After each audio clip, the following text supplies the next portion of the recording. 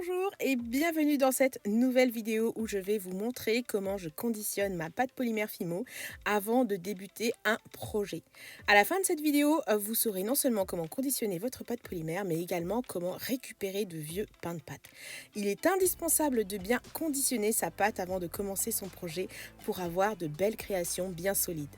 Je travaille essentiellement avec de la pâte de la marque Fimo, mais mes conseils que je vais vous donner dans cette vidéo sont applicables également à toutes les marques. Qu'est-ce qu'une pâte bien conditionnée? Alors, c'est une pâte qui est bien molle, qui ne s'effrite pas et qui est malléable. Elle est souple et s'étire facilement.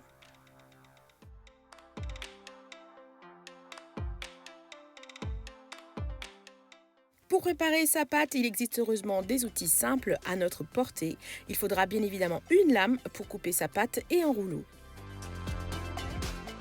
De la fimo liquide qui servira de liant, idéal pour les pâtes sèches et qui s'effritent. Il nous faudra également une source de chaleur douce pour ramollir la pâte et aider dans le conditionnement. J'utilise un tapis chauffant et un pistolet à chaleur. Le tapis chauffant est en fait destiné à l'origine pour réchauffer les petits lézards, les petits serpents et autres petits reptiles vivant dans un vivarium. Eh bien moi je l'ai juste un peu détourné. C'est juste agréable de commencer à travailler avec une pâte qui est juste assez molle comme il faut. Si vous n'en avez pas, vous pouvez très bien faire comme je faisais auparavant, c'est-à-dire avec une bouillotte. À noter que ce tapis me sert aussi bien pour le travail de la polymère, mais aussi pour le travail avec la résine. Je vous mets en description le lien où vous pouvez le trouver, comme d'ailleurs tout le matériel que j'utilise dans cette vidéo. Il faudra également une machine à pâte, mais si vous n'en avez pas, armez-vous de patience et d'huile de coude. Voici un pain de pâte déjà entamé, il n'est pas trop vieux mais pas non plus très jeune. Il n'entre pas encore dans la catégorie des vieux pains de pâte durs comme un bloc de pierre, quoi. L'idéal serait de la laisser une dizaine de minutes sur le tapis chauffant pour avoir plus de facilité à la travailler. Si vous n'avez pas donc de tapis chauffant ni de bouillotte pour ramollir la pâte, allez-y directement à la main. Si la polymère est assez molle pour la travailler au rouleau, allez-y, le but étant de l'aplatir afin qu'elle puisse passer dans la machine à pâte. Si vous n'avez pas de machine à pâte, eh bien armez-vous de courage et de force et faites tout ça au rouleau et à la main.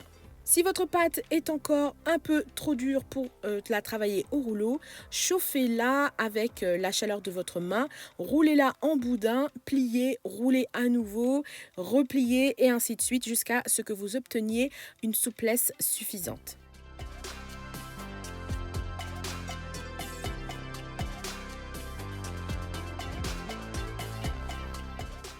Si malgré tout, elle est encore cassante et vous n'arrivez pas à avoir de la souplesse, rajoutez un peu de fimo liquide et malaxez. Tant qu'elle s'effrite, évitez de la passer dans la machine à pâte. Vous risqueriez de la salir avec des débris qui se coinceront dans les rouleaux. Le pistolet à chaleur peut vous aider aussi. Moi, je l'allume et je le place à plat sur mon plan de travail, le souffle chaud braqué sur la polymère et cette technique est très pratique, idéale surtout en hiver.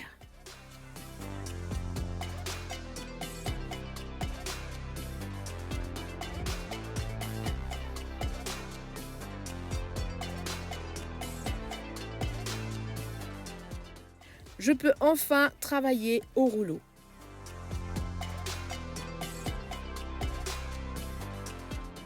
Quand sa consistance est parfaite, je peux continuer le travail à la machine à pâte.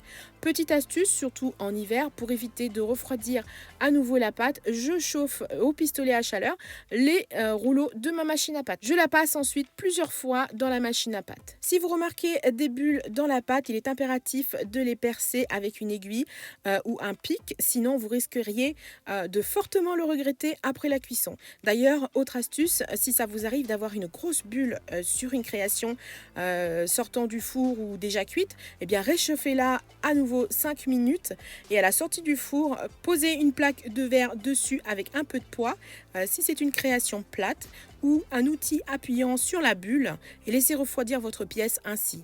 Une fois froide, on n'y verra plus rien. À force de passer la pâte dans la machine à pâte, les bordures commencent à craqueler. Pour éviter cela, je replie un tiers de ma plaque sur elle-même et je fais ainsi à chaque nouveau passage jusqu'à l'obtention d'une pâte lisse et prête pour la réalisation de mon projet.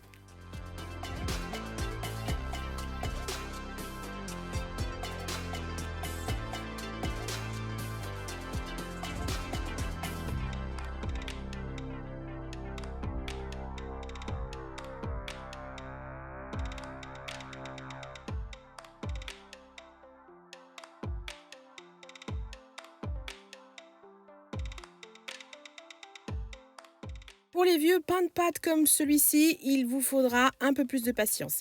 Ici, c'est un vieux pain de pâte qui date depuis plus de 10 ans, si ce n'est plus. Et je pense même que c'est bien plus que 10 ans. Il est dur comme de la pierre. D'ailleurs, autre astuce, profitez de la canicule ou de l'été pour travailler ce genre de pain. Pour la conditionner, je vais d'abord la couper en tout petits morceaux à l'aide de ma lame.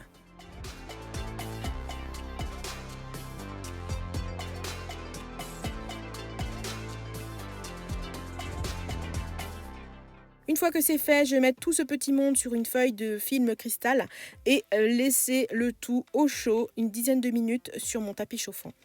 Je rajoute, et là c'est indispensable, de la Fimo liquide qui va lui redonner sa souplesse des premiers jours. Le pistolet à chaleur vous aidera si vous n'avez pas de tapis chauffant ni de bouillotte. Il est temps de commencer à compacter tout ça pour reformer un bloc de pâte.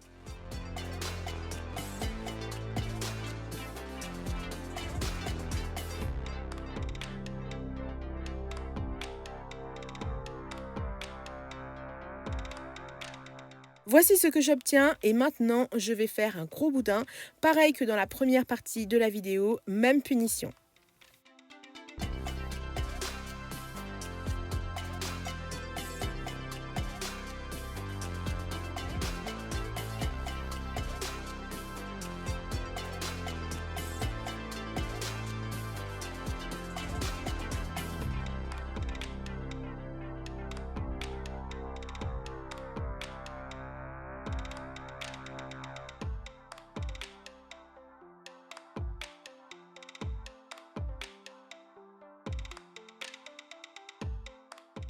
Quand vous voyez des craquelures comme ça, rajoutez de la Fimo liquide.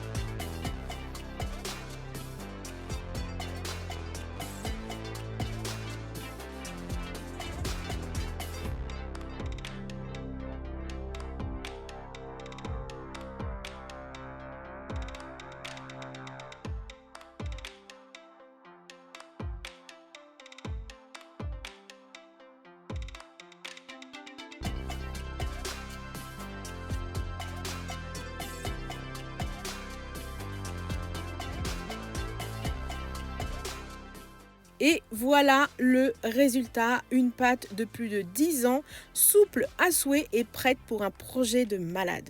D'ailleurs, si vous voulez découvrir ce que j'ai fait de ces plaques de pâte, suivez-moi sur mon Instagram où je poste mon actu quotidienne. Et si vous désirez en découvrir encore plus de mes conseils, de mes techniques, partager des live chat ateliers en mode VIP, avoir des tutos exclusifs et plein d'autres avantages, je vous invite à rejoindre le coin des créateurs qui est un groupe membre VIP de ma chaîne YouTube. Cliquez sur le bouton rejoindre ou sur le lien qui s'affiche si vous voulez en savoir plus. Une dernière astuce pour conserver vos plaques de pâte. Moi, je les mets en sandwich, bien au contact de feuilles film cristal. Vous pouvez trouver ces feuilles en rouleau au rayon emballage cadeau de n'importe quel magasin de loisirs créatifs ou chez Action. Moi, ceux-là, je les ai pris chez Action au rayon carterie. Vous trouverez ces pochettes.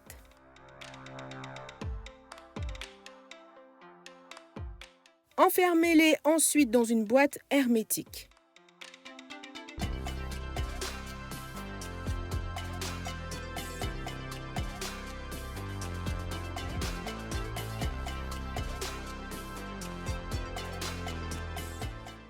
Si vous avez comme moi beaucoup de chutes de pâte, transformez-les en plaques en triant les couleurs. De cette manière, vous aurez des plaques toutes prêtes pour vos futurs projets. Si vous êtes encore là, c'est que mes conseils vous intéressent et vont sûrement vous aider.